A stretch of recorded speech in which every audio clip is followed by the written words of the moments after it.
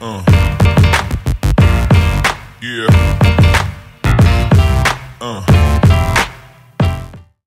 Salut à toutes, salut à tous, j'espère que vous êtes en forme. On se retrouve aujourd'hui pour un nouvel épisode du podcast Devenir triathlète X Open Tri. Et aujourd'hui, on a le plaisir de recevoir Léa Riccoboni. Il y a une semaine, c'est elle qui a remporté les championnats du monde Ironman dans le groupe d'âge 30-34 ans à Nice. C'est un vrai exploit et ça n'arrive pas tous les ans. On est heureux que ce soit une Française qui soit montée sur la plus haute marche du podium dans cette catégorie d'âge. Elle revient avec nous sur sa préparation spécifique pour Nice, sur son parcours en triathlon qui l'a amené jusqu'à cette qualification et ses prochains défis puisque Léa va passer pro l'année prochaine. C'est un échange fascinant pour comprendre ce que ça prend de réaliser moins de 10 heures sur Ironman à Nice et de remporter sa catégorie d'âge sur un championnat du monde Ironman. Côté résultat, on a été gâtés ce week-end sur le championnat du monde Xterra puisque c'est une double victoire française d'Arthur Serrière et de Solène Bilouin qui ont remporté chacun leur 3e titre consécutif en Xterra. Bravo à eux deux, surtout que derrière on n'a pas été en reste avec sur la course homme la 2e place de Félix Forissier, la 4e de Maxime Chanet et c'est au total 5 Français qui sont placés dans le top 10. Satisfaction aussi du côté de la WTCS de Weihai avec la 2e place de Léo Bergère et la 5e de Vincent Louis, ce qui leur permet à tous les deux de remonter au classement général. Et sur le circuit longue distance, on a eu droit à une belle bataille sur le T100 d'Ibiza entre Sam Ledlow et Martin Van Riel, et c'est le Belge qui a remporté ce duel en terminant juste devant le Français. Et enfin, j'ai 2 nouvelles ressources à vous partager. Le premier, c'est un guide sur le blog d'OpenTri qui vient de sortir et qui s'appelle « Comment s'entraîner efficacement à basse intensité ». Et dans ce guide, on vous livre les clés pour bien comprendre l'entraînement en endurance. La 2e ressource que je vous invite à aller consulter, c'est un live d'un peu plus d'1 heure sur les 3 façons de progresser en natation. C'est dispo sur la chaîne YouTube d'OpenTri et bien sûr en description de cet épisode de podcast. On a passé 1 heure avec Maxime, notre expert triathlon et natation, pour vous expliquer comment mettre en place une bonne progression en natation à travers 3 axes. Voilà, c'est terminé pour l'intro de la semaine. Je vous laisse avec l'épisode avec Hermano et Léa. Bonne écoute. Salut les sportifs, c'est Hermano et je suis très heureux de vous recevoir pour un nouvel épisode du podcast Devenir triathlète X Open Tri. Aujourd'hui, je tends le micro à une nouvelle championne du monde de triathlon Ironman. Vous allez pouvoir découvrir ce nouveau portrait d'athlète. Je suis très heureux de tendre le micro à Léa Riccoboni. Salut Léa. Salut Hermano. T'as vu, j'ai essayé de mettre l'accent. Alors plutôt à l'italienne, mais bon, ça va, ça se ressemble, non? Oui, non, c'est très bien passé. C'est très bien passé. Normalement, en Amérique latine où je vis, c'est vrai qu'ils le prononcent encore mieux que nous, les Français, à l'italienne, à la Riccoboni. Ah oui, forcément. Ouais, tu vas pouvoir nous expliquer justement tout ça. Tu nous dis que tu vis en Amérique latine. On va détailler tout ça, mais juste avant, ce que je te propose, c'est de te présenter. Dis-nous tout. Qui est Léa Riccoboni? Avec plaisir. Bon, déjà, merci de me recevoir. Salut à tous. Donc, moi, c'est Léa. J'ai 30 ans. Je suis originaire de Bourdoisan, au pied de l'Alpe d'Huez. Donc, j'ai grandi dans le milieu du ski. J'ai fait du haut niveau jusqu'à mes 16 ans en ski alpin. Ensuite, j'ai décidé de mettre un peu plus l'accent sur les études. J'ai compris que je n'allais pas être championne du monde en ski. Donc, à ce moment-là, j'ai préféré les études. Donc, j'ai un parcours classe prépa, école de commerce. Et rapidement par mes études, je suis atterrie en Amérique latine, au Panama précisément pour un stage de séjour.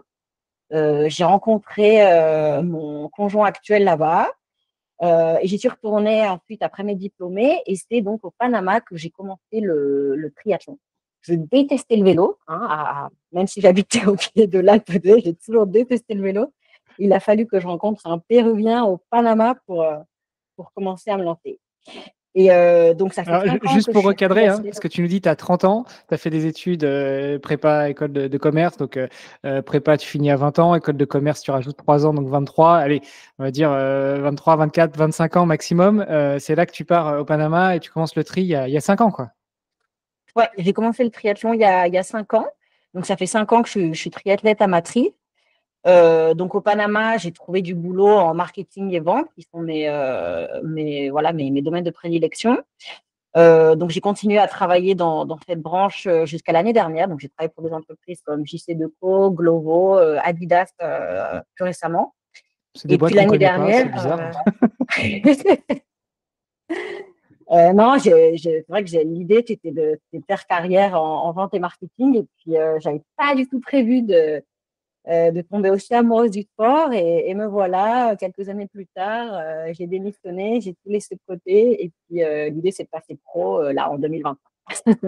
Ah, mais l'histoire est belle. Donc, 4 ans à bosser et puis là, tu as décidé de tout arrêter. On pourra switcher, si tu veux, sur un autre enregistrement un autre jour, sur l'autre podcast que j'ai produit qui s'appelle Dans les vestiaires, où justement, j'essaie de comprendre comment est-ce qu'on construit et qu'on finance une carrière de sportif de haut niveau. Toi qui étais ancienne sportive de haut niveau en ski, qui t'est consacrée à tes études et puis qui passe maintenant sur le triathlon, finalement, là, c'est à 30 ans, c'est un redémarrage pour toi, si tu veux justement commencer une carrière de sportif pro en triathlon en particulier.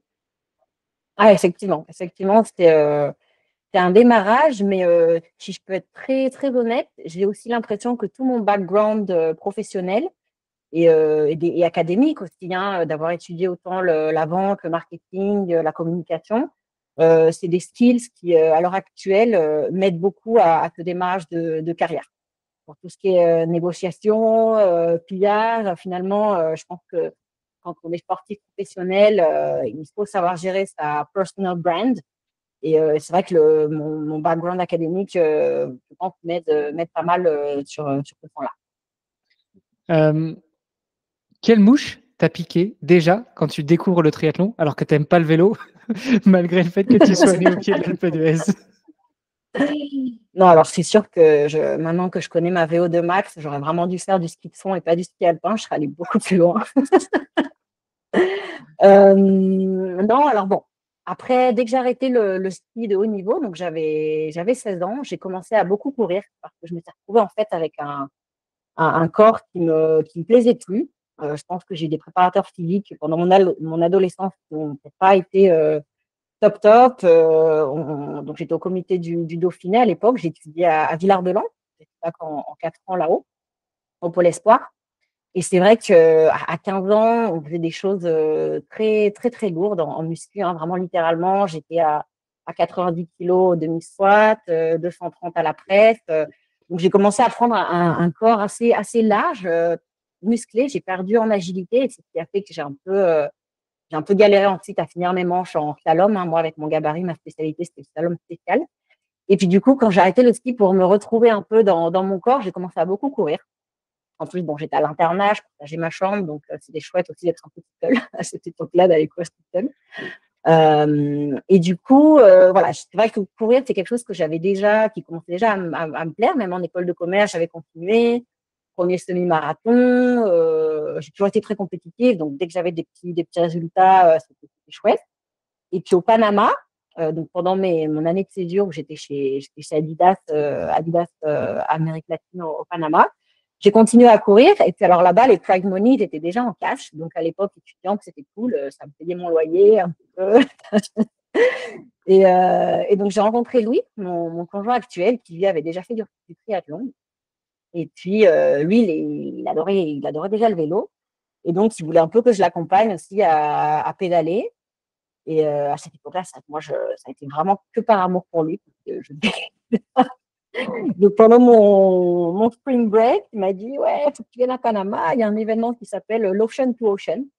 C'est une course à Panama. Bon, Panama, c'est un isthme tout petit, donc vraiment, on peut traverser de l'océan Atlantique au Pacifique en 3-4 heures. Hein. Donc, c'était 120 km avec genre 1200 de dénivelé.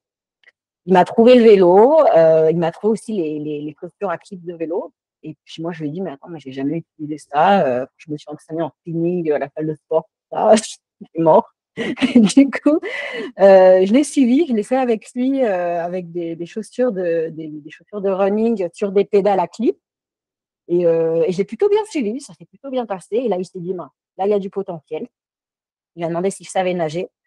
Et je me dis qu'on a la chance quand même en France et en Europe de manière générale que la natation fait partie de l'éducation publique. C'est quelque Tiens, chose que d'ailleurs, malheureusement… j'en profite, je me permets, je te coupe là. Garde ce que tu as en tête. Moi, c'est un truc qui me rend fou. C'est quand on commence à regarder les stats et de se rendre compte qu'en France, il y a 60% des habitants qui ne savent pas nager parce qu'on leur a jamais appris. Donc, tu vois, je m'inscris un peu en faux dans ce que tu dis. C'est vrai qu'on a la chance en Europe d'avoir l'accès à des piscines, que ça fasse partie du cursus scolaire, etc. J'ai été confronté à ça avec mon petit bonhomme de 3 ans l'année dernière, première année en maternelle. Et ben, l'école, elle n'a pas accès à la piscine. Pourtant, ça fait partie du cursus. Mais donc, les gamins, ils apprennent pas à nager. Et voilà, je voulais juste faire cette petite incursion, ce petit pas de côté pour rappeler que pour nous, triathlètes, pour l'audience, pour ceux qui nous écoutent, c'est logique. Oui, on a appris à nager, on sait nager, ouais, mais en fait, ça fait pas forcément partie de l'éducation de tout le monde. Et s'il vous plaît, militez pour que tous les gamins et puis tous les adultes aussi apprennent à nager. C'est super important, surtout dans les régions, plus on descend dans le sud, plus il y a de piscines et plus il y a de risques. Donc, s'il vous plaît, poussez pas les gens dans l'eau, mais allez dans l'eau avec eux et apprenez-les à nager. Je me joins vraiment à ton message. Pour moi, ça devrait être quelque chose d'obligatoire au niveau mondial. Donc, on peut militer au niveau mondial parce que c'est pour l'être humain, finalement, c'est de la survie, la natation. Et ce qui se passe dans le monde, c'est de plus en plus important. Donc, je lamente que ce ne soit pas le cas pour tous les Français de savoir nager. Alors, imaginez les pourcentages en Amérique latine où la natation, c'est si élitiste. Bon, on va fermer la parenthèse, mais nager, c'est vraiment le meilleur sport.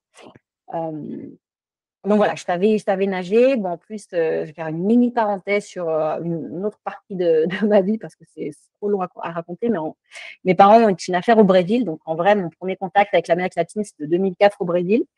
Je suis allée tous les étés pendant toute mon adolescence et j'ai fait beaucoup de kitesurf.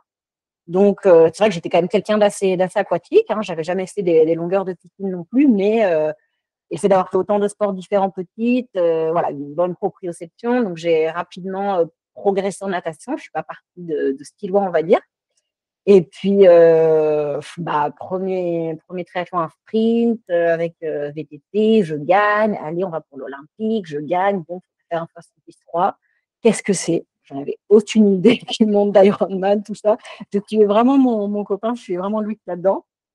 On a choisi comme premier le 73 de Carthagène en Colombie, qui est un très beau race, mais assez challenging quand même pour la chaleur de la course à pied. C'est dans les Caraïbes, donc ça monte à 30-35 degrés avec de l'humidité facilement.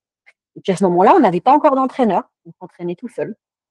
Donc c'est vrai que il y a des potes qui nous ont dit bon les gars là quand même, il faut être conscient du challenge. C'est peut-être cool de s'entraîner quand même, de faire ça bien, quoi, parce que c'est pas facile de signer un 73 non plus.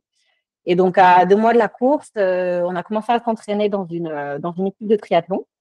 Donc, moi, j'ai complètement découvert ce monde. C'est vrai que je trouve que quand on commence le triathlon, de commencer en groupe, c'est génial. C'est tellement complexe, c'est tellement de choses, de logistique, vraiment de voir des gens autour, s'inspirer, pouvoir discuter de choses super basiques, avoir des tips faciles et se motiver j'ai découvert l'entraînement du coup 2 fois par jour à ce moment-là.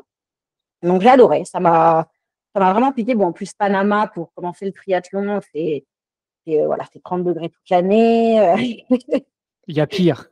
Il y a pire. Alors Panama, en plus, ce qui est génial, c'est qu'ils ont un loop de 15 km, pardon, au plein cœur de la ville, où tous les matins, de 4h du matin à 8h du matin, il y a une piste, une bande d'autoroute qui est réservée vraiment que pour les cyclistes. Donc c'est génial pour commencer, c'est tout plat, mais c'est magnifique. Sur l'eau, si vous avez l'occasion d'aller faire le 73 de Panama, je le recommande fortement. En plus, c'est la natation la plus rapide, je crois, d'Ironman, presque au niveau mondial, si je ne me trompe pas, parce qu'elle se fait dans le canal de Panama avec le courant à faveur. Donc, et avec tous les hydrocarbures, mais ça, c'est autre chose. Ouais, non, là, laisse-moi vendre le côté seulement sympa, que j'aime beaucoup Panama. Mais bref, c'est très sympa. Et le Panama, génial pour apprendre. Donc, bon, ça, c'était donc le 73 de Carthagène. On parle de décembre 2019. Et donc, 3 mois plus tard, le Covid, la pandémie, qui nous a touchés aussi au Panama. Donc, moi, j'étais partie sur ma lancée. Je m'étais qualifiée à à Taupo, du coup, à Carthagène. Mon premier 73, du coup, je l'ai fait en 5h02. Il m'a fait troisième de ma catégorie. Il y a eu un petit roll down et j'ai eu le slot. Je ne savais même pas qu'il y avait des systèmes de mondial à l'époque. Louis, il était plus content que moi. Moi, je ne comprenais pas trop. Je voyais qu'il était heureux, qu'il était de joie. Ah bon, bah super, c'est cool, ok. On part en Super, premier mondial. 73, tu vas au championnat du monde, effectivement.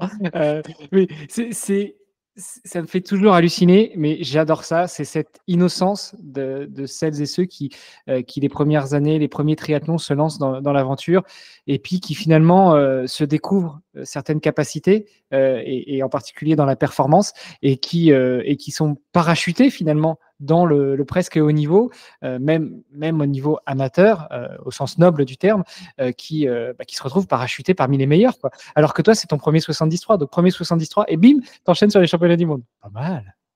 Mais c'est vrai que je trouve le mot parachuté plutôt sympa, plutôt adéquat pour la situation. Moi, je ne me rendais pas du tout compte, mais effectivement, il s'avère que j'ai des capacités d'endurance plutôt très bonnes, que je ne soupçonnais pas à ce niveau-là, quoi. Donc, arrive le Covid. Nous, au Panama, on a eu ça a été assez lourd, hein. Il y avait ce qu'ils appellent la ley seca, donc interdiction de consommer de l'alcool. On a été enfermés pendant 7 mois. Les hommes et les femmes ne pouvaient pas sortir le même jour. Ils pouvaient aller faire les courses selon le numéro par lequel terminait ton passeport. C'était très spécial. C'était très spécial.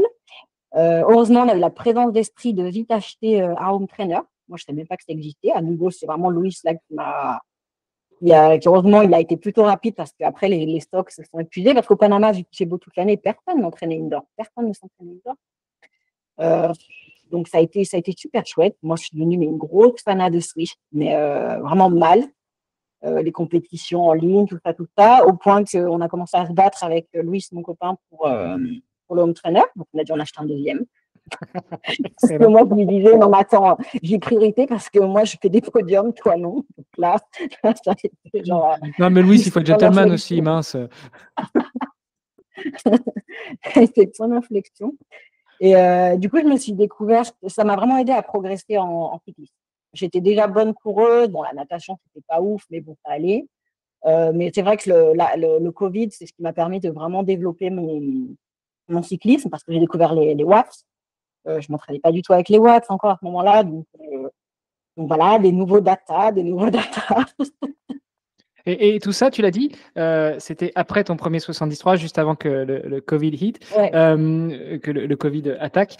Tu avais déjà commencé du coup à t'entraîner dans un club. Est-ce que tu avais un entraîneur, l'entraîneur du club qui vous suivait? Est-ce que vous aviez des plans ou est-ce que vous étiez reparti après ce premier Half Ironman en mode système D, quoi, à vous entraîner que tous les Non, deux? pas du tout. Non, on a suivi quand même on était piqués. On était piqués là déjà. On aimait ce rythme.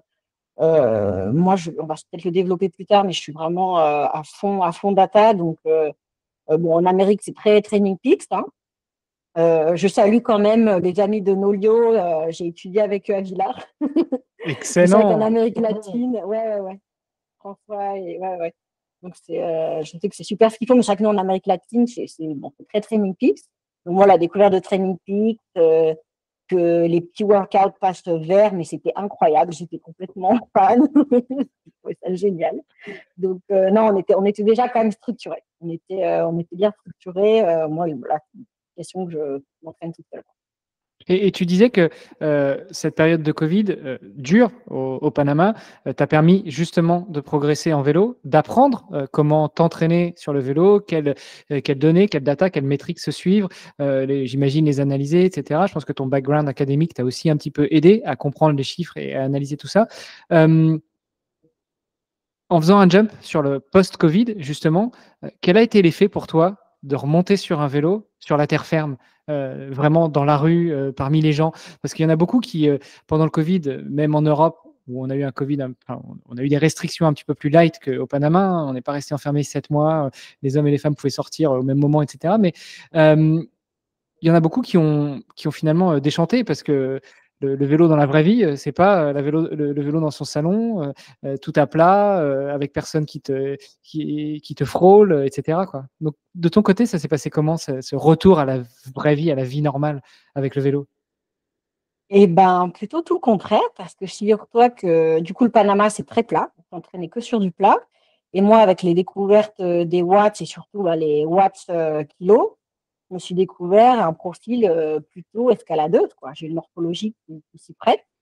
Donc, je suis sortie à nouveau dans la rue et je me suis sentie mais volée, quoi. Je me suis sentie volée. J'ai tellement progressé pendant la pandémie avec les watts. Donc, après, évidemment, j'ai investi dans un potentiomètre. Alors, petit disclaimer, si je parle bizarre, c'est que vu que j'ai tout appris mon vocabulaire en espagnol, il est quand même pas très développé en français, mon vocabulaire de triathlon. Vous m'excuserez. T'inquiète, s'il y a des choses qui sont incompréhensibles, je ferai des traductions. Mais ouais, du coup, le retour à la piste, à la route après le Covid, moi, comme une dingue. Franchement, j'ai senti que j'avais énormément progressé. J'ai eu une petite étape de cyclisme. J'ai couru avec une équipe de cyclisme. On a fait la Vuelta à Panama avec des profils de course assez escalade. Donc, j'ai remporté cette Vuelta. J'ai eu mon petit maillot à pois, mon maillot jaune. Donc, j'ai découvert ça aussi. Super expérience. Quelque chose que je trouve très important dans le triathlon, je pense qu'on devrait être tous spécialistes des trois sports. On doit être nageur, cycliste et coureur. Et je pense que c'est très important d'avoir des skills de cycliste, de savoir rouler en peloton, d'être agile, de savoir passer vite des vitesses, prendre des virages, descendre, monter. Bon, exactement les skills qu'il y avait besoin un peu pour ce parcours à Nice, hein, d'ailleurs. Mais c'est vrai que je me suis, ouais, pour revenir à ta question, je me suis éclatée à revenir sur le bitume après la pandémie. Excellent. Et du coup, après, comment est-ce que tu enclenches sur les compétitions suivantes? Donc là, on est fin 2020 finalement. Tu fais déjà des compétitions fin 2020? Tu attends début 2021? Comment ça se passe? Alors là, du coup, j'avais passé ma classification de Taupo à Saint-Georges 2021. Et puis, vu qu'entre-temps, j'avais vu que j'avais quand même une bonne progression, que j'avais une évolution rapide, j'ai commencé assez vite à avoir des ambitions pour Saint-Georges. J'ai commencé à me demander, mais à quoi je peux prétendre sur un mondial? Est-ce que je peux aller chercher un top 20, un top 15, un top 10? J'ai commencé à être bien, bien, bien motivée. Et puis, mon entraîneur de l'époque, un peu moins. Je sentais qu'il ne me suivait pas fortement sur mes ambitions. Quand je lui ai demandé, ouais, j'aimerais bien faire telle place à Saint-Georges, je crois qu'on peut le faire. Non, là en natation, il y a trop de trucs à faire. Oh, puis alors le vélo, bon, la course à pied, enfin, assez démotivant. Donc je me suis dit, mince, c'est plus adapté à moi.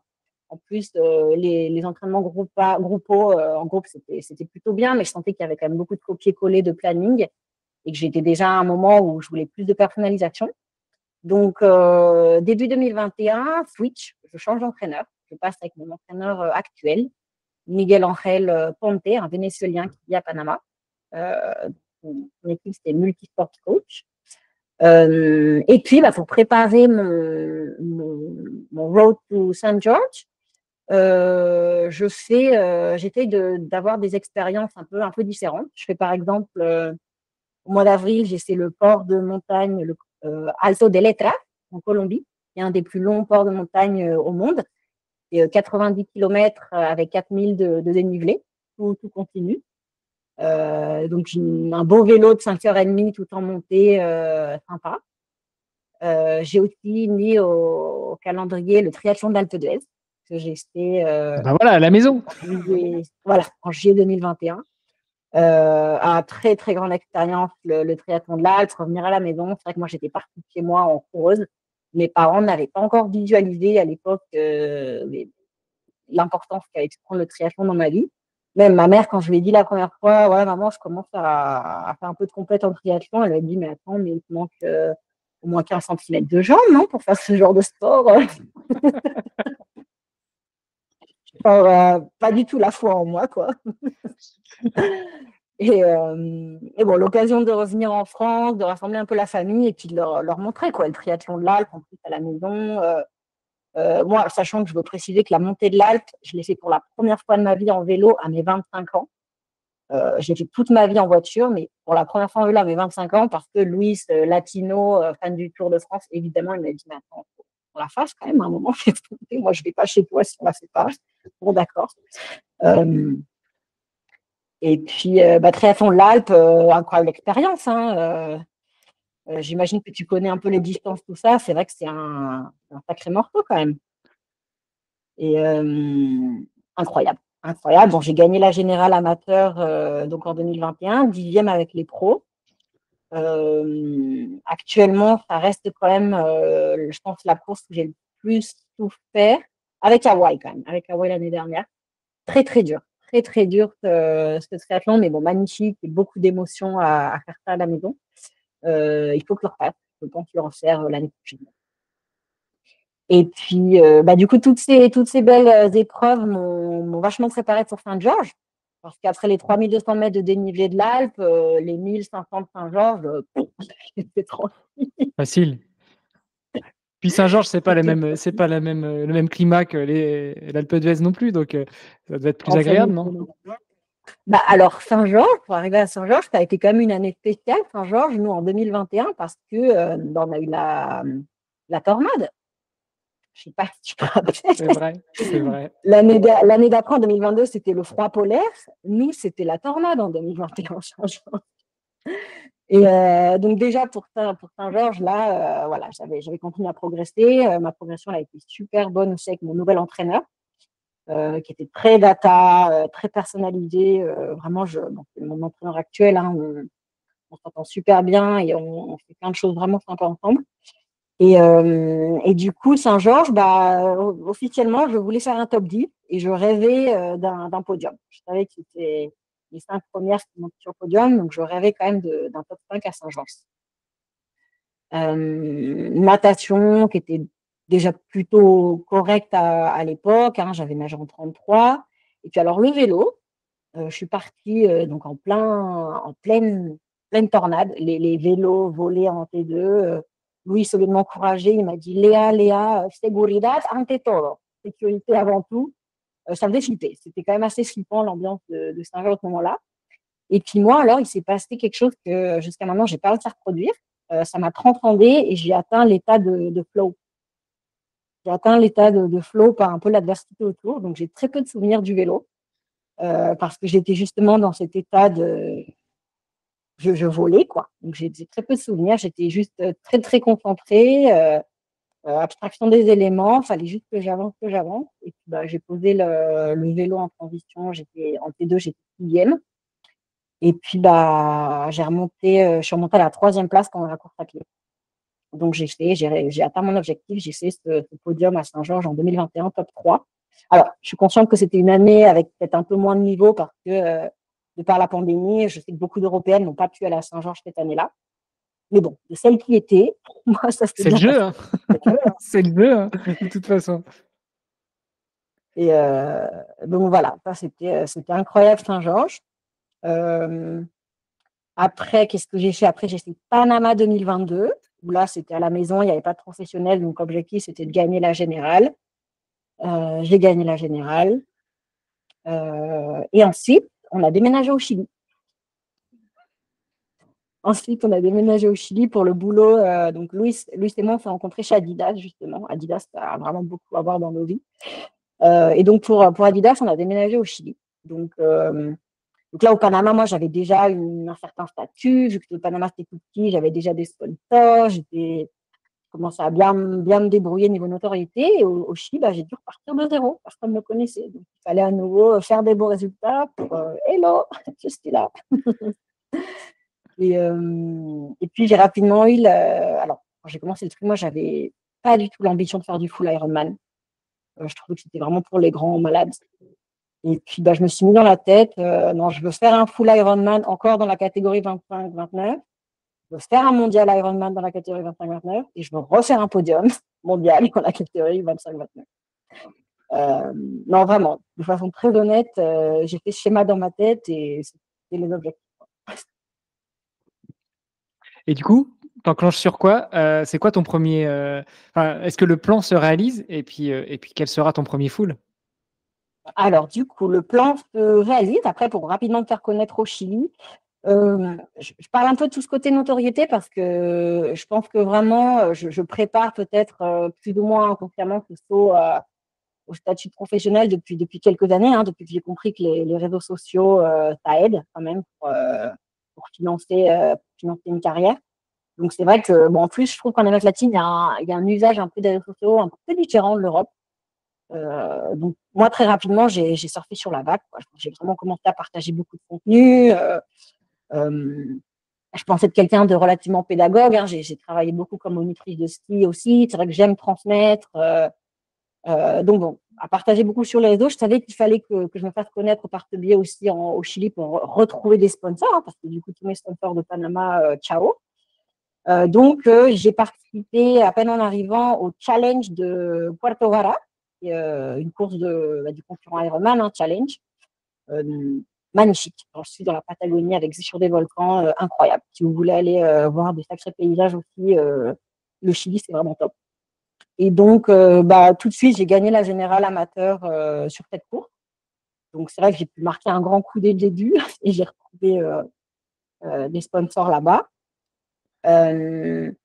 Après, qu'est-ce que j'ai fait? Et après, voilà, je me suis mis dans l'objectif de faire mon premier full cette même année, en 2022, et j'ai vu qu'il y avait Mar del Plata, en Argentine, qui est à 4 heures au sud de Buenos Aires. C'est vrai que depuis le Chili, c'était assez rapide.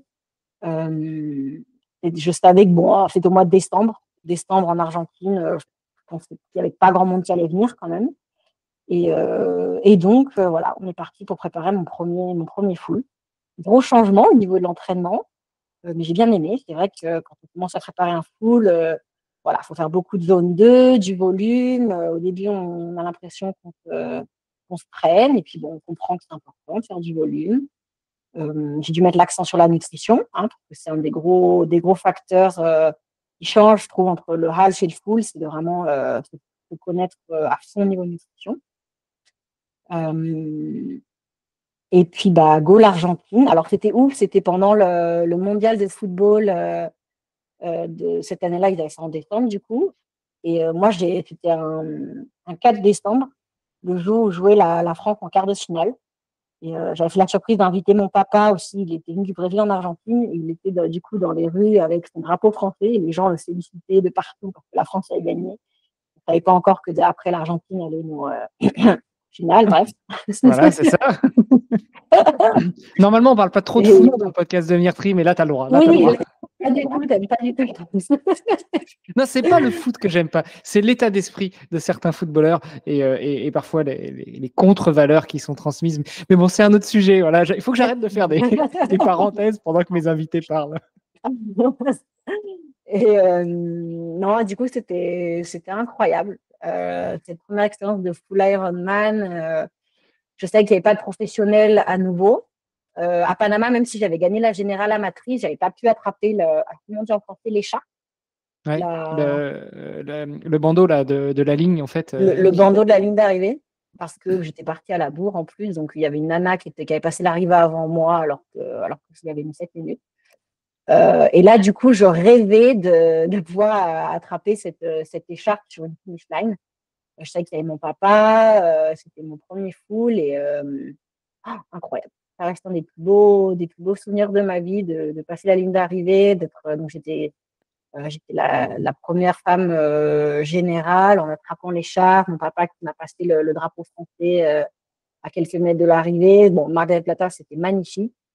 Et puis, c'était seulement mon deuxième marathon. Et puis, j'avais des petits soucis de lésions. Enfin, non, lésion, c'est un mot qui n'existe pas en français, Léa, s'il vous plaît. Blessure. Des petites blessures. Bon, mais on va arrêter là, Léa. Moi, j'en ai marre des profils comme toi. C'est tellement facile. Tu as commencé le triathlon 3 ans avant et ça y est, tu gagnes. Tu fais ton premier Ironman et tu gagnes. Non, on arrête là, Léa. Allez, ciao. Je suis désolée. Non, vas-y, je te laisse continuer. Non, c'était incroyable. C'était incroyable. Puis je me suis rendu compte que c'était une distance qui me plaisait surtout. Que c'était ça, quoi. On s'entraîne longtemps, mais bon, on ne fait jamais les 3 distances à la suite. Moi, avant ce full Ironman, que je m'étais mis dans la tête, je veux avoir fait les 3 distances quand même séparément. Donc, je m'étais fait un petit challenge, une course d'open water de 6000 mètres, pour avoir déjà fait la distance quand même. On t'a dit que sur Ironman, c'est 3-8, hein, c'est pas 6. Hein. Ouais, mais c'était ou 3 ou 6 la course, donc j'ai admis. Et je m'étais fait, bon, évidemment, 180 km en vélo. Et marathon, j'avais couru un marathon au Panama en 2018, que j'avais préparé complètement toute seule avec un plan que j'avais téléchargé sur Internet. Et j'avais aucune notion de nutrition à cette époque-là, donc j'avais fait avec un gel, c'est n'importe quoi. Bon, ça s'était pas trop mal passé. Mais bon, bref. Et du coup, ben ouais, j'ai kiffé la distance. J'étais la seule dans ma catégorie. Il n'y avait vraiment pas beaucoup de monde à cet Ironman. Hein. On était moins de 100 nanas. Mais j'étais tout seul dans ma catégorie. Donc vraiment, littéralement, j'aurais pu faire 6 heures de plus. J'aurais été qualifiée. Mais là aussi, c'est le jeu, en fait. Oui, c'est le jeu. Et donc là, ben, évidemment, c'était l'objectif, hein, classification pour Hawaï, Kona 2023. Donc, je l'ai prise tout de suite, évidemment. Et puis là, ma famille, qui était déjà plus piquée comme moi du triathlon, hein, qui commençait déjà à vivre ma carrière sportive avec beaucoup d'enthousiasme, on s'est dit, bah, allez, go, on va tout à Hawaï en 2023. Donc, mes parents ont pris leur billet, ma soeur et son copain. On a commencé à planifier un super beau voyage pour Hawaï. Et donc là, à ce moment-là, je travaillais chez Adidas au Chili en trade marketing. Et puis, en 2023, donc les 6 premiers mois de l'année, hein, j'ai commencé à sentir que ça allait être de plus en plus difficile de concilier les deux. Pareil, donc comme je dis, j'avais déjà mon objectif de faire podium à Hawaï. Et les heures sup, le stress du boulot, je sentais que cet objectif s'éloignait de plus en plus. Et du coup, 3 mois avant Hawaï, je me suis posée, je me suis dit, bon, qu'est-ce qui est le plus important pour moi dans ma vie, là, tout de suite, qu'est-ce que je valorise le plus du chemin parcouru, que ce soit les 4 dernières années en triathlon ou au niveau professionnel, à mes 29 ans, du coup, et voilà, j'ai décidé de démissionner. J'ai démissionné 3 mois avant d'aller à Hawaï pour vivre l'expérience vraiment pleinement. Bon, en plus, je savais qu'il y avait beaucoup de sous quand même impliqués, quoi. Voyage, ça fait c'est cher à Hawaï. Bon, je sais qu'il y en a beaucoup qui l'ont déjà vu sur le podcast, mais c'était vraiment très coûteux. Donc, je voulais faire ça bien, passer des bons moments et pas être stressée avec ma pré-vente et pre-sale de Adidas, tout ça. Et du coup, ben voilà, j'ai décidé de lâcher le boulot, la carrière traditionnelle, et de préparer ça à fond. Et donc, Hawaï, alors ce qui est compliqué quand on vit au Chili, c'est quand même la reverse, le fait que les saisons soient inversées. Moi, j'étais en plein hiver, toute la préparation pour Hawaï. Donc, l'horreur. L'horreur, pédaler à 5 degrés. Du coup, j'ai dû me faire des petits protocoles d'acclimatation vraiment pas cool. Genre sur le home trainer, sans ventilateur, avec une veste imperméable, faire beaucoup de sauna. Mais ce que j'ai aussi fait, c'est que j'en ai profité avant de voler à Hawaï. Je me suis fait 2 semaines d'acclimatation au Panama pour pouvoir arriver là-bas à Hawaï plus sereine quand même niveau température. Donc, je pense que ça a été vraiment un facteur de réussite à ce niveau-là. Après le Panama, Hawaï, ça m'a presque paru tranquille. Le Panama, c'était un mois où il a fait 32 degrés avec 95% d'humidité. C'était l'enfer. L'enfer. Du coup, après Hawaï, ça allait, quoi. Tu m'étonnes. Non, ouais, le Panama, c'est c'est très, très humide. Très, très humide. Et alors, moi, je transpire énormément. J'ai besoin de genre 1200 mg de sodium par heure sur le vélo. Donc, ouais, je prenais du bicarbonate de soude pur, quoi. Les pastilles, c'est même pas la peine d'y penser, il m'en faut 10, c'est mort, quoi. Et du coup, Hawaï, le rêve, hein, c'est vrai que on dit qu'il y a une vibe incroyable sur cette île, les gens y vont, ils veulent y retourner, et moi, qu'est-ce que ça c'est particulier. Et non, c'est vrai que c'est quelque chose d'assez incroyable, la vibe de vie sur cette île. Et c'est magnifique. On sent cette ferveur du triathlon. Et puis bon, c'était aussi la première année d'un championnat du monde seulement féminin. Donc moi, j'ai trouvé ça super aussi d'avoir tous les yeux tournés sur les femmes. Et puis bon, c'est vrai que du coup, l'île n'était pas aussi blindée que ce qu'elle était auparavant. Et, et puis, plutôt une bonne natation, un vélo plutôt très correct. Pour Hawaï, du coup, j'ai dû vraiment faire gros efforts au niveau de l'aérodynamique. Ça a été. Bon, je pense que on dit toujours qu'il y a la quatrième discipline du triathlon, c'est la nutrition. Après, c'est le sommeil. Après, c'est les transitions. Bon, il y en a tellement. Mais l'aérodynamique, pour moi, c'en est une à part entière. Et c'est un travail, quoi, l'aérodynamique. C'est un process qui se fait aussi pendant des années de trouver sa position, de développer sa flexibilité, d'apprendre aussi, apprendre sur la mécanique, sur les composants, tout ça, c'est compliqué aussi, quoi. Et du coup, gros effort d'aérodynamie pour arriver dans une position plutôt efficace à Hawaï, où c'est quand même très important. On a eu de la chance l'année dernière à Hawaï, ça n'a pas été une année avec tellement de vent. Donc, je pense que ça a été un vélo quand même assez rapide. Et puis, donc, j'étais sortie de l'eau, genre 10e de ma catégorie comme ça. Comme ça, je suis remontée à la 5e place pendant le vélo. Et puis, la course à pied, je suis remontée jusqu'à la 3e. Tout pareil. Alors, le marathon, par contre, on en a vraiment marre de la Queen K Highway. Enfin, genre, on peut plus la blairer. C'est déjà la 3e, 4e fois qu'on y passe. On la trouve moche. Il manque des arbres, il manque des gens. C'est trop rolling, c'est trop chiant. Il est rude, ce marathon, mentalement. Il est rude. Il est vraiment rude. Par rapport à Nice, moi, c'est vrai que Nice, j'avais tellement hâte parce que je savais qu'il allait y avoir du monde, c'était répétitif, mais il y allait y avoir du monde, quoi. Le marathon de Hawaï, c'était hyper solitaire. Hyper solitaire. Ouais, j'ai beaucoup, beaucoup souffert. En plus, alors j'ai fait une erreur de début, enfin, je sais pas si débutant, mais une erreur un peu con quand même sur le vélo.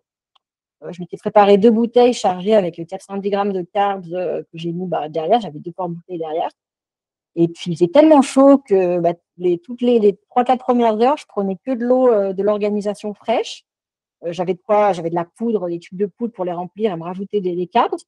Et du coup, à la fin, quand il me restait plus que ça, j'étais prête à boire mes 2 bouteilles de derrière, là. Mais évidemment, au bout de 6 heures à Hawaï, elles avaient cuit, quoi. C'est dégueulasse. C'était mais tout pourri, quoi. Et je me dis, mais t'es con, t'aurais vraiment dû les boire dès le début, quoi. Et j'y avais pas du tout pensé. Du coup, allez, bim, 180 grammes de carbs, plus le sodium qu'elle avait avec mort. Donc, je me suis crampée assez rapidement sur le début du marathon. Heureusement, quelque chose que je fais depuis déjà quelques courses, c'est que je prends des flasques avec moi sur la course à pied.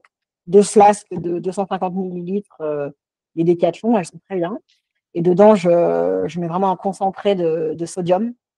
Du coup, je me suis fait un bon shot vers le début du marathon et ça m'a aidé à faire passer les crampes et à me réhydrater rapidement. Mais c'est vrai que il m'a manqué quand même un peu d'énergie pour faire bien. Mais bon, j'ai fini donc 3e de ma catégorie et 6e générale à Hawaï en 9h36.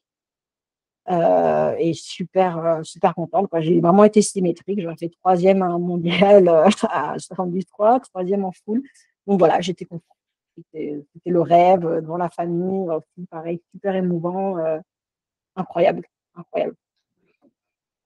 Et je la... parler au cas où tu. Comment? Non, je te laisse parler un peu. Mais et puis l'histoire aurait pu s'arrêter là, mais c'était pas le cas. J'imagine que tu t'étais fixé un top 3, c'est bien, mais championne du monde, c'est encore mieux. Comment se passe cette année post-Hawaï, post cette 3e belle place à Hawaï? Est-ce que tu es sur ton nuage? Est-ce que tu te refixes tout de suite des objectifs? Comment tu reprends l'entraînement? Enfin, qu'est-ce qui se passe juste après ce podium à Hawaï? Déjà, je m'étais mis en tête pour vite me classifier pour me classer, Qualifié. me qualifier. Me qualifier pour Nice. J'étais prête à faire l'Ironman de Cozumel qui était juste un mois après Hawaï pour pas perdre le niveau de fitness. Et puis 2 semaines après la course, on a la nouvelle qui tombe. Ironman nous a offert la qualification aux 5 premières de chaque catégorie, en fait. Donc, trop bien, trop bien. Je n'avais pas à refaire de full Ironman avant Nice. Euh, C'était vraiment une bonne nouvelle parce que c'est quand même long de préparer un full. C'est coûteux aussi. Donc, c'est organiser un gros voyage, une logistique, tous les suppléments alimentaires aussi, préparer la nutrition, ça coûte très, très cher aussi quand même tout ça. Donc, j'étais plutôt contente de ne pas avoir préparé un full, mais tout de suite, mise dans la ligne de mire, évidemment, un mondial à la maison, avec un profil de course qui objectivement me correspond plus que Hawaï, parce que plus escaladeur. C'est vrai que Hawaï, c'est très rolling, quoi. Il y a beaucoup de parties plates où les watts absolus sont quand même vachement importants. Et puis du coup, en parallèle, quand même faire un peu des 73. Ce que je voulais aussi commencer à préparer, c'est que pour le passage à pro, les conditions françaises, de la Fédération française, je ne sais pas si vous les avez déjà expliquées sur ce podcast, mais j'en profite. Vas-y, justement. Demande que quand on court du coup sur du longue distance en franchise challenge ou Ironman, il faut, à une course où il y a eu des professionnels, où il y a la catégorie professionnelle qui est participée, finir la course en un temps qui ne soit pas supérieur à 8% de plus du temps de la première femme. Donc, je ne vais pas inventer un calcul là tout de suite, mais en gros, si la première femme, elle fait 4 heures, on ne doit pas faire plus de 4 heures, 8%, c'est 20, 4 heures. 4h30. 4h, ouais, c'est ça, 4h32. D'accord, parfait, 4h32. Donc, voilà. Donc, il fallait que je fasse une course où il y ait des professionnels pour pouvoir avoir cette attestation de la Fédération française. Et puis, en Amérique latine, il y en a de moins en moins des courses où il y a des pros. Il y en a en 73, il n'y a que ce qui se passe du côté du Pacifique, c'est Chili, Pérou, Équateur. Et Ironman Full, où il y a des professionnels en Amérique latine, c'est Cozumel ou Florianopolis au Brésil. Donc, moi, j'ai fait San Juan en Argentine, une course incroyable sans professionnels. Et du coup, j'ai dû faire Lima, il y a des professionnels, et pour avoir cette condition remplie pour le passage à pro pour 2025, au moment de la Fédération française. En parallèle, j'ai démissionné de mon emploi dans une entreprise, mais on s'est lancé, on a commencé à entreprendre avec lui. Là, on est en train de monter deux entreprises. Moi, j'ai commencé à faire en freelance en marketing, donc dans le sport. Vraiment, on travaille dans le sport, en consulting d'une part, et on importe une marque de nutrition sportive justement au Pérou, une marque espagnole qui s'appelle Santa Madre. Je ne sais pas si tu as déjà entendu parler. Mais bref, on est en train d'organiser nos vies vraiment autour du triathlon. Et donc, j'ai commencé, donc j'ai fait 3,73 début 2024, en Bolivie où on m'a invité. Donc, c'est ça que j'aime aussi énormément dans ce sport, c'est de pouvoir rencontrer autant de personnes différentes, tout ça. Et j'ai atterri en Bolivie pour faire un 73. Génial. Et j'ai commencé mon cycle pour Nice, vraiment comme tel, le cycle du full, en fin mai, en fait. C'était 4 mois de cycle vraiment spécifique pour Nice. Et donc, c'est vrai que là ouais, l'objectif, c'était, de toute façon, il faut que je fasse mieux qu'à Hawaï. À Hawaï, j'avais fait 3e, donc il n'y avait que 2 options. Il fallait faire 2e ou gagner. Et autant viser le plus haut. Et au final, là, à Nice, cette fois-ci, tu portes justement la banderole de la première féminine puisque tu gagnes, tu es championne du monde Ironman 2024 à Nice en groupe d'âge pour l'instant, parce que là, tu nous l'as dit tout à l'heure, tu vas aller chercher ta licence pro pour 2025. J'espère que tu vas aller faire des choses exceptionnelles avec cette licence. Écoute, j'espère aussi, mais je suis très, très émoustillée pour justement cette nouvelle aventure. Enfin, je sens que vraiment je clôture un cycle et je vais en commencer un nouveau.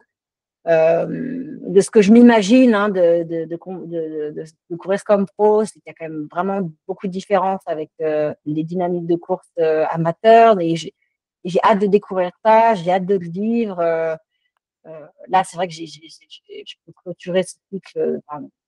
Je ne peux pas rêver mieux, quoi. Donc, non, je suis très, très contente. Ça va être vraiment cool. Et puis, voilà, on va voir ce que ça donne. Hein. Je ne me suis pas fixée je ne sais pas pour combien de temps je vais faire ça. Mais bon, tant que je peux, tant que j'ai pas l'impression d'avoir atteint un plafond dans mon évolution. Évidemment, si j'arrive à financer tout ça à côté, hein, ça va être le gros challenge. Il y a le challenge performance et puis il y a le challenge économique quand même, qui est tout aussi important finalement. Donc voilà, on va voir.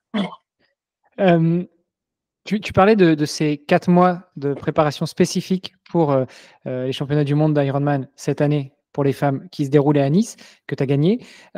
Ça ressemble à quoi, justement, cette préparation spécifique de 4 mois? Alors, il y a tout le background, il y a toute la saison précédente, il y a toute la préparation hivernale, etc. Mais pour toi, ça ressemble à quoi? Et puis, on le rappelle, tu n'es pas en France, tu n'es pas à Hawaï, tu es au Chili, donc tu dois aussi combiner avec ça dans ta préparation, dans tes entraînements, dans l'acclimatation qu'il va falloir que tu remettes pour revenir en France, parce que même si tu es française, ça fait quelques années que tu es en Amérique latine. Donc, comment est-ce que tu organises tout ça sur ces 4 derniers mois avant l'Ironman d'Hawaï, avant l'Ironman de Nice? Alors, bon, déjà, c'est vrai qu'effectivement, ça fait quand même 4 ans que je fais du triathlon et que même si j'avais un peu des cycles, je ne faisais jamais de grosses pauses non plus entre les courses, toujours active. Donc, j'avais déjà une bonne base, évidemment. Mais là, on est reparti un peu de zéro, dans le sens où on a fait quand même 2 mois de full zone 2, full aérobic, recréer une bonne grosse base aérobique dans les 3 sports. En parallèle, ça a été 2 mois pendant lesquels j'ai aussi fait un régime low carb pour pouvoir améliorer, développer la façon dont mon corps puise de l'énergie dans les graisses. Donc tout ça contrôlé par mon entraîneur d'une part et par une nutritionniste qui m'accompagne aussi. Et périodisé. Je ne faisais pas du low carb non-stop pendant 2 mois, c'était juste 3-4 fois par semaine. L'idée, c'était si la séance du lendemain, c'était de la basse intensité, couper les carbs juste après la séance d'entraînement de la veille. Donc moi, mon entraîneur, il vit toujours au Panama, donc je suis à distance. Donc c'est vrai que le fait d'avoir mon entraîneur à distance, on n'a pas une communication peut-être typique. On communique énormément par TrainingPeaks. Moi, c'est vrai que je commente absolument chaque entraînement. Je suis très, très rigoureuse sur la façon dont je note mon RPE, la perceived exertion. Et puis le fait de ne pas l'avoir à côté et de ne pas avoir des calls tous les jours ou même toutes les semaines, je suis obligée de mettre moi mon nez dans la data, quoi. J'aime beaucoup analyser mes entraînements. Je fais double clic. J'essaye d'analyser mon évolution, de comprendre. Donc j'aime beaucoup cette partie-là. Je passe plus de temps sur TrainingPeaks que sur Facebook, clairement. Et du coup, en parallèle, j'ai aussi un groupe d'entraînement, un groupe de natation. J'ai la chance de m'entraîner en club de natation. Au tout début, je m'entraînais seule en natation. Et puis, je vis au Chili depuis 2 ans. J'ai la chance de m'entraîner en club. Et ça m'a fait énormément progresser. Ça m'a fait énormément progresser de m'entraîner en groupe. On a déménagé juste à côté de la piscine. Donc, comme ça, on y va à pied. On a la chance d'avoir une très belle 50 mètres. Et du coup, beaucoup d'accent sur la natation. Aussi, bon, je ne l'ai pas détaillé, mais j'ai eu une période où j'ai eu une inflammation chronique des 2 tendons d'Achille. J'ai pas pu courir, des 2 tendons d'Achille, pardon. J'ai pas pu courir pendant 6 mois.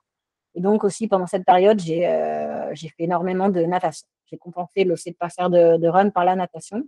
Et la natation, pour en revenir à ce sport qui est incroyable, s'améliorer en natation, c'est améliorer son vélo et sa course à pied. S'améliorer en vélo, c'est améliorer la course à pied. Et la course à pied, ça fait juste améliorer la course à pied. Mais les poumons qu'on développe en natation, c'est vraiment dingue. C'est vraiment dingue.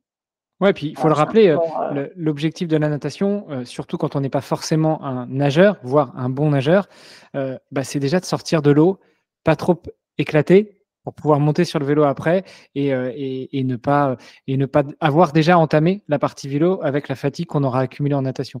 Donc c'est sûr que si on regarde rapidement le temps d'entraînement passé dans chacune des disciplines versus le temps que l'on passe en course sur chaque discipline, la natation, c'est celle où on passe le moins de temps en compétition. C'est la brique sur laquelle on passe le moins de temps. En revanche, on ne gagne pas un triathlon grâce à la natation, mais on peut le perdre grâce à la natation parce que on arrive entamé, on a bu la tasse, on est essoufflé et on a cramé 90% de ses réserves énergétiques avant même de monter sur le vélo. Donc effectivement, comme tu dis, ça reste un élément qu'il ne faut pas prendre à la légère dans l'entraînement et c'est peut-être pas anodin aussi s'il y a beaucoup de triathlètes élites qui finalement passent beaucoup de temps dans les bassins. Enfin, ils passent souvent parce que un pro qui nage beaucoup, en 1 heure, il te fait déjà un bon 3-4 km en séance à l'entraînement. Et du coup, tu peux te permettre de faire 5 fois 1 heure dans la semaine. Mais par contre, tu mets du volume, quoi. C'est clair, c'est clair. Moi, d'ailleurs, je pense qu'en temps, je nage plus que ce que je cours actuellement. Hein. Justement, vu que j'ai un peu les chevilles encore un petit peu fragiles, j'essaie de pas trop charger la course à pied. Et là, tout ce cycle, j'ai passé plus de temps dans l'eau qu'à courir. Hein. Et alors, justement, moi, je pense que ce que j'ai pu gagner là à Nice, entre guillemets, il y a quand même une bonne. Ça m'a permis, mon bon temps de natation m'a permis de courir un marathon, pas tranquille, mais sans avoir à trop me faire mal non plus. Donc, faut pas, plus le niveau monte, plus la natation prend de l'importance. Et bon, moi, sachant que je voulais passer pro, j'ai pris ma décision en début d'année dernière que je voulais passer pro. Je savais que voilà, la natation, quand tu passes pro, c'est quand même super important. Et c'est pour ça que j'ai aussi commencé à y mettre vraiment, à y passer du temps, quoi. Je pense que moi, j'ai une relation, je pense, romantique avec l'eau. J'ai l'impression que plus on aime l'eau, plus on est conscient du bien qu'elle peut nous faire, plus elle nous le rend, en fait. J'ai vraiment cette vision thérapeutique de la natation. Du lundi matin, pour relâcher le corps, j'ai pas eu le temps de m'étirer, c'est pas grave, demain je vais nager.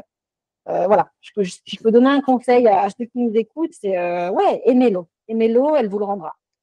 Et être consistant. Pas la laisser. Vraiment la nutrir comme une relation. Voilà, c'est un petit. Apprenez à nager dès plus jeune âge. Si vous ne savez pas nager, apprenez à nager maintenant. Vous arrêtez le podcast, vous allez à la piscine, vous allez apprendre à nager. Et puis, aimez l'eau, elle vous le rendra bien. Ouais, mais vraiment, vraiment. Donc voilà, la natation, je nage régulièrement depuis les 2 ans que j'ai au Chili. Course à pied, là pour le cycle, j'ai mis beaucoup de volume. Je suis arrivée à 70, bon, beaucoup de volume pour moi, à 70 km par semaine. Et 2 mois avant Nice, je me suis fait une petite frayeur parce que j'ai commencé à avoir des grosses douleurs. En fait, je me suis fait une surcharge musculaire. Donc, j'ai dû arrêter de courir pendant 2 semaines. Je pense que ça a coïncidé justement avec un peu mon régime low carb et je faisais du déficit calorique aussi un petit peu. L'idée, c'était d'arriver bien sèche à Nice.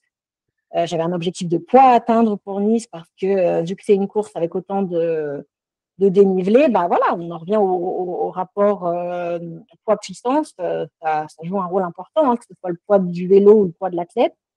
L'idée, c'est de faire le plus efficace possible, le plus efficient. Parce que du coup, après mes 2 mois de zone 2, c'était 2 mois de plus intensité. Donc là, je suis revenue à mettre des carbs. Et puis là, c'était parti pour mettre de l'intensité. Alors, on a la chance au Chili d'avoir quand même beaucoup de montagnes. Hein, et puis, elles sont bien plus hautes que le Jap. La Cordillère des Andes, elle est juste à côté de Santiago. Donc, c'est un super luxe. J'ai pu vraiment m'entraîner beaucoup sur des montagnes à côté de la maison, quoi. En hiver, ça, par contre, c'est vrai que c'était vraiment chiant. Moi, j'aime vraiment pas faire du vélo sous 15-10 degrés. C'est vraiment pas agréable. Mais bon, il a fallu. De façon générale, moi, en semaine, je fais que du indoor. Je sors vraiment que le week-end. Beaucoup de indoor. Je suis persuadée que c'est le plus efficace pour s'améliorer. Que mode ERG. Je ne sais pas comment on dit en français. Mais tu sais, quand finalement, c'est le vélo qui te met la puissance. Oui, mais c'est pas qui est ERG, on arrivé au reste. watt. Ouais, c'est ça. Le mode ERG. Beaucoup de travail de cadence aussi pour générer un peu cette élasticité des jambes, de faire du plat, faire de la descente rapidement, comme est le parcours de Nice. Et Et puis, ouais, beaucoup d'intensité ces dernières semaines avant Nice. J'ai pu reprendre la course à pied, heureusement. Je suis très bien entourée aussi au niveau équipe kiné au Chili. Je les salue, ça s'appelle Metro Clinica. Ils ont réussi à me remettre sur pied super rapidement et j'ai même pu partir faire un semi-marathon en Argentine il y a un mois, le 25 août, où j'ai fait une super perf qui m'a vraiment mis en confiance pour Nice. Je me suis rendu compte que la machine on était bien. Il y avait du moteur. Et puis, bah, alors, à ce moment-là, les dernières semaines avant Nice, il faisait encore très chaud à Nice, il faisait genre du 35 degrés, 40. Et là, mon coach, il me demande, bon, Léa, tu aurais de quoi faire un peu d'acclimatation? J'avais une copine, une triathlète qui s'appelait Cozumel, qui faisait du home trainer dans le sauna, et j'avais vraiment pas envie de faire ça. Donc, bon, au final, je n'ai pas du tout fait d'acclimatation, pas eu le temps, pas eu l'occasion. Et puis, bah, j'ai eu de la chance. Je pense que bon, il y a quand même un facteur chance dans un peu tout.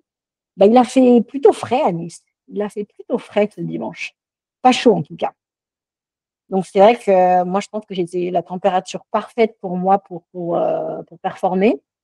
J'ai entendu plein de nanas dire qu'elles ont eu froid même sur le vélo. Moi ça n'a pas du tout été mon cas. Et vu qu'il a fait un peu plus frais, je pense que j'ai moins transpiré que d'habitude, donc je me suis moins déshydratée et ouais. Donc, du coup, c'est vrai que le coup du climat, j'ai eu de la chance. Coup de bol qu'il ait fait froid 6 jours. Ouais, une semaine après la compétition, même pas parce qu'on enregistre le vendredi alors que tu as gagné dimanche dernier. Comment tu te sens? Ça fait quoi? Tu es encore sur ton petit nuage? Tu t'es déjà remobilisé pour la suite? T'en es où? Ah non, franchement, je suis sur mon petit nuage encore et j'ai l'intention d'y rester encore 1 ou 2 semaines. Euh, Enfin, je pense que c'est super important de profiter de ces moments, qu'on ait fait une performance podium ou pas, mais rien, faut jamais oublier que ça reste quand même faire un full Ironman. Ça reste une compétition super dure et moi, je suis vraiment, ouais, partisan de profiter de ces moments, de kiffer, de s'auto-congratuler, d'être gentil envers soi, de générer de l'empathie, et puis juste d'être heureux, quoi, et puis d'être agradecida, d'être Reconnaissante. reconnaissante, merci, envers notre corps aussi, nous permettre de faire ça, d'être en bonne santé, je trouve que c'est super important. J'ai mis quelques jours à réaliser, là je commence à réaliser quand même que j'ai réussi, que je l'ai fait. Et là, bah, ce qu'il faut que je fasse, c'est que je planifie toute mon année 2025. Et j'ai aussi envie de me faire un plan de carrière à 2-3 ans. Je pense que c'est important aussi de se fixer des objectifs un peu moyen terme. Où est-ce qu'on veut être dans les prochaines années sportivement. Et puis bon, j'ai aussi besoin d'en parler beaucoup avec mon coach, qui me disent un peu, enfin, justement, en basant sur des chiffres, voir où est-ce qu'on peut aller, qu'est-ce qui est mieux. Là je ne sais pas s'il faut que je fasse plus de 73, plus de full. J'ai besoin d'en discuter, j'ai besoin de visualiser un peu tout ce que je veux faire. Mais là, ouais, j'ai 2 semaines de tranquille. Alors, il faut bouger le corps pour mieux se récupérer. Là, je suis en Italie et demain, je vais me faire le tour du Lago di Garda en vélo. Ça va être chouette. Faut se bouger, mais voilà, là, je n'ai pas de planning sur Training Peak pour 2 semaines. Ouais, donc c'était la question que j'allais te poser. Est-ce que tu coupes complètement? Est-ce que tu coupes et puis tu gardes une petite activité, mais sans prise de tête? C'est-à-dire quand tu as envie d'aller rouler, tu prends le vélo, quand tu as envie d'aller courir, tu vas Voilà, courir.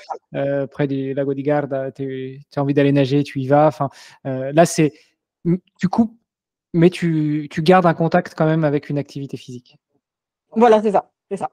Je ne me stresse pas, je sens un peu la charge, enfin, je baisse un peu la charge mentale. C'est vrai que pendant la prépa, voilà. Moi, je pense que j'ai un coach qui m'entraîne d'une façon très, très efficace. Je m'entraînais environ 20 heures par semaine, mais plus près des 20 heures que des 25, hein. Et en comptant même le renforcement musculaire, le yoga aussi, bon, très important le yoga, je sais pas, enfin, yoga, s'étirer, avoir un corps flexible pour que la transmission de puissance soit la meilleure sur le vélo, c'est important, les gars, quand même d'être bien souple, quoi. Bah, tu sais quoi, Et, la semaine prochaine, je sors un épisode sur le yoga, justement, avec mais 2 génial. instructrices de yoga, une qui encadre des sportifs et en particulier des triathlètes, et en particulier Yannick, avec qui on a fait le compte-rendu de son Norseman il y a quelques semaines, et puis avec une autre instructrice running yoga qui est plutôt spécialisée trail, ultra trail. Donc ce sera un épisode qu'il faudra que tu ailles écouter. Ah, parfait, parfait. Non, mais super. Je suis sûre qu'elles vont le recommander pour absolument tous les sports. Bah, évidemment. Évidemment, évidemment. Et donc, du coup, là, 2025, tu switches vers une licence pro. Tout est à refaire. C'est-à-dire qu'il faut que tu refasses des halfs et des fulls pour pouvoir te requalifier pour des championnats du monde, ou cette place de championne du monde en groupe d'âge te permet de te pré-qualifier ou de te qualifier pour les prochains championnats du monde? Non, non, non, il faut que je reparte tout à zéro, hein. Il me semble que comme à toutes les gagnantes de catégorie, ils nous proposent la place pour Hawaï l'année prochaine. Mais bon, moi, je peux pas la prendre. Et l'année prochaine, ce que je pense quand même, c'est à quoi j'ai déjà réfléchi niveau stratégie, je pense que je vais essayer de préparer d'arriver à Marbella, donc au Mondial 73 comme pro. Mais je ne vais pas du tout viser Hawaï 2025. On en reparlera. On en reparlera dans 6 mois. Non, mais vraiment, Hawaï, si j'y retourne en pro, j'aimerais bien y être compétitif. Genre avoir un niveau pour faire un beau résultat à Hawaï parce que c'est super loin, c'est super. La préparation, elle est super dure, que ce soit pour le climat, pour tout le travail aérodynamique aussi, tout ça. Et si je retourne à Hawaï, je veux le faire bien. Donc, en vrai, je vois plus un Hawaï 2027. Okay. 2025, je pense pas. Je pense qu'il faut que je me fasse de l'expérience. Le côté mental va être différent aussi, hein, comme pro. Là, c'est vrai qu'en age group, on est habitué à partir un peu tout mélanger finalement. On part peut-être pas forcément en même temps que la concurrente principale, hein. Là, c'est ce qui est arrivé. À Nice, celle qui a fait deuxième, elle était catégorie 35-39. Elle est partie 10 minutes avant moi. Elle a passé la ligne d'arrivée avant. Je ne l'ai jamais vue. Je ne savais pas qui c'était.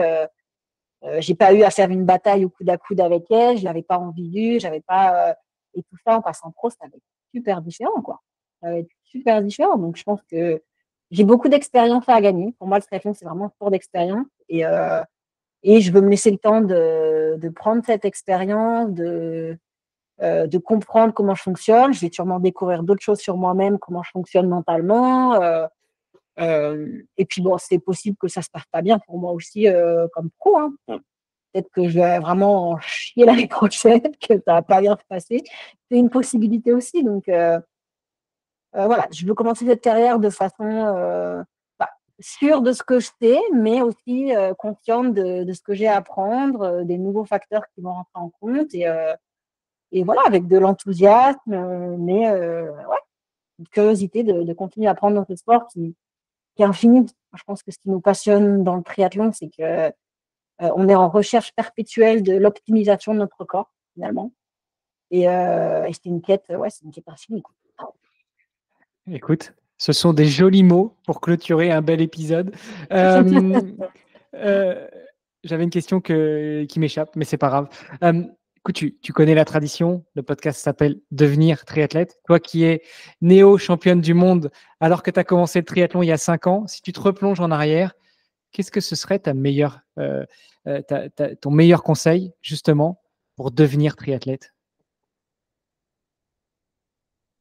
Je pense que ce que je pourrais dire à tous ceux qui s'initient dans le sport, c'est d'être conscient que que c'est infini, justement, qu'il faut y aller petit à petit, et qu'il faut célébrer vraiment chaque petite victoire, chaque petit pas. Euh, que ce soit en natation, son premier entraînement, ses premiers 1500 mètres, en vélo pareil, la première fois qu'on fait 40 km, la première fois qu'on en fait 50, la première fois qu'on arrive à faire tous ces entraînements cette semaine-là, la première fois qu'on s'entraîne 2 fois par jour, la première fois qu'on fait un bon carbo-load, qu'on apprend à se faire pipi dessus dans le wetsuit juste avant de sortir à l'eau. Tous les petits trucs, toutes les premières fois de triathlète, c'est tellement chouette. Et comme dans tout dans la vie, il n'y en a qu'une seule à chaque fois de première fois. Donc, faut vraiment commencer sans complexe, avec beaucoup de curiosité et beaucoup être sûr de conviction qu'on va beaucoup apprendre sur nous-mêmes et que c'est beaucoup de satisfaction qu'on peut récolter sur le chemin. Bon, c'est un peu long comme conseil, mais peut-être c'est plutôt un conseil de philosophie par rapport au triathlon, de le prendre comme ça, quoi. Moi, c'est vrai que c'est comme ça que je le prends et du coup, je ne cesse de m'émoustiller avec ce sport et ouais, c'est un très très beau sport et lancez-vous. Et puis, alors, important, vous pouvez vous lancer avec du matériel de base.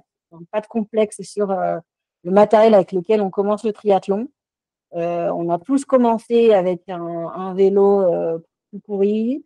Ça peut être un VTT, ça peut être des chaussures de basket, enfin des chaussures de running. La course à pied, pareil, hein, les chaussures en carbone. Moi, je les utilise vraiment que le jour de la course, sinon pas la peine, quoi. Euh, Bref, pas de complexe sur le matériel ou l'investissement économique pour commencer dans ce sport. Vous aurez bien quand même voir après qu'est-ce qu'on peut améliorer avec des détails de matériaux. Du coup, ça y est, ma question m'est revenue, notamment parce que tu parles de matériel et d'investissement dans le matériel. Qu'est-ce qui se passe une fois qu'on passe la ligne en vainqueur au championnat du monde de triathlon?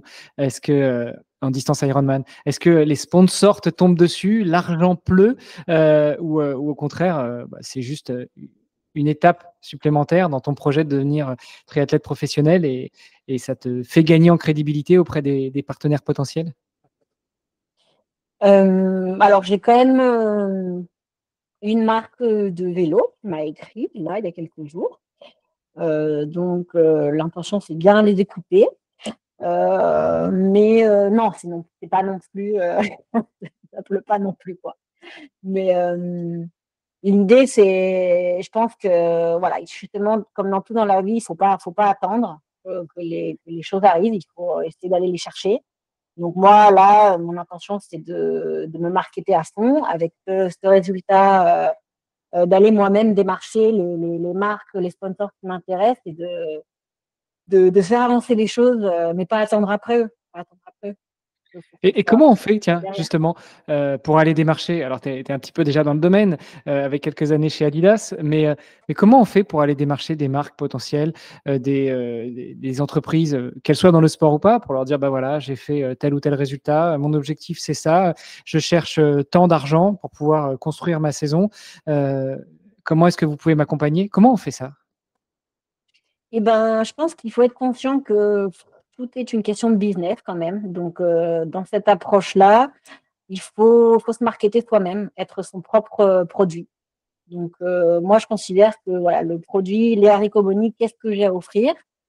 Alors, d'un côté, j'ai la médiatisation par la performance, et de l'autre côté, j'ai finalement mes réseaux sociaux, qui sont un canal de diffusion. Donc, voilà, je sais que je me lance dans l'aventure pro en ayant ces deux choses, le côté perf et le côté communication par ma communauté, qui d'ailleurs me permet de me lancer dans l'aventure avec un peu plus de sérénité, parce que si ça se passe pas bien pour moi niveau performance, ben j'ai quand même cette communauté qui est derrière moi et qui sera attentif à mes retours d'expérience.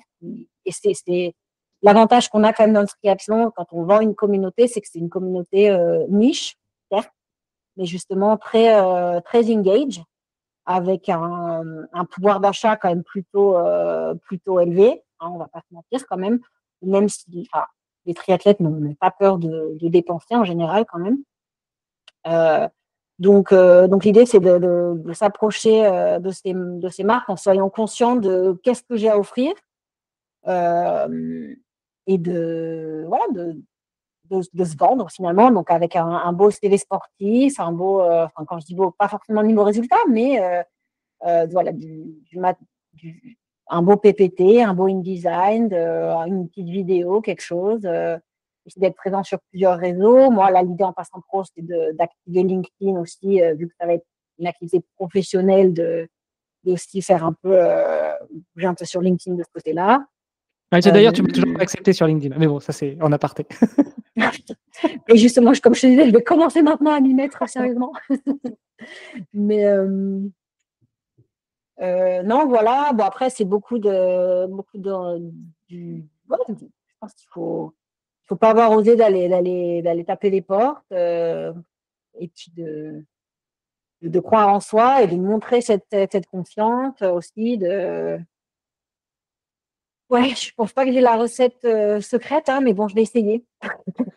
Bon, écoute, si tu la trouves, ça nous intéresse aussi, nous, sur le podcast, parce que c'est vrai que on fait ça pro bono, mais s'il y a des marques qui sont intéressées, on serait heureux de pouvoir les accompagner et puis de les aider à annoncer via le podcast, parce que finalement, tu l'as dit, le triathlon, en l'occurrence, c'est un marché de niche où souvent les pratiquants n'ont pas trop peur de dépenser parce qu'ils dépensent déjà pas mal par ailleurs. Et nous, on parle directement aux oreilles des triathlètes. Bref, c'était la petite page pub. Donc, si vous êtes une boîte dans le sport, n'hésitez pas à nous contacter. On se fera un plaisir. C'est un sport et une industrie d'avenir, hein, vraiment. Hein. C'est clair. Exponentiel. Il va y en avoir de plus en plus. Hein. Moi, je reviens en France après quelques années, de voir la taille du rayon de nutrition sportive de Decathlon versus quelques années auparavant. C'est un truc de dingue, quoi. La quantité de vélos qu'on voit de partout maintenant. Donc, non, c'est un sport l'endurance de façon générale, ça a de l'avenir. Donc, effectivement, entreprise, n'hésitez pas. Ça marche. Où est-ce qu'on te contacte, Léa, justement, si on veut, si on te suit pas encore, que ce soit sur Insta, sur LinkedIn, si on veut te proposer un partenariat, où est-ce qu'on te contacte? Plutôt Instagram et bientôt LinkedIn. Mais c'est vrai que plutôt Instagram. Donc sur Léa Riccoboni. Alors là, je suis un peu dans le dilemme actuel. Est-ce que je dois faire mon contenu en anglais ou en espagnol? Mais pour l'instant, c'est plutôt de l'espagnol. Donc voilà, si vous voulez pratiquer votre espagnol aussi, n'hésitez pas. Ça marche. Léa, merci beaucoup. J'en profite, je fais un petit coucou à ma petite sœur qui a 10 ans de moins que moi, donc un tout petit peu plus vieille que toi et qui s'appelle Léa. Voilà, on embrasse toutes les Léa. On te souhaite bonne continuation, bonne année, bonne saison 2025. Et puis, on se croise l'année prochaine à Hawaï, n'est-ce pas? Non, vraiment, je pense pas. Allez, 2027. Merci beaucoup, Armano. À plus tard. Ciao, ciao. Damn.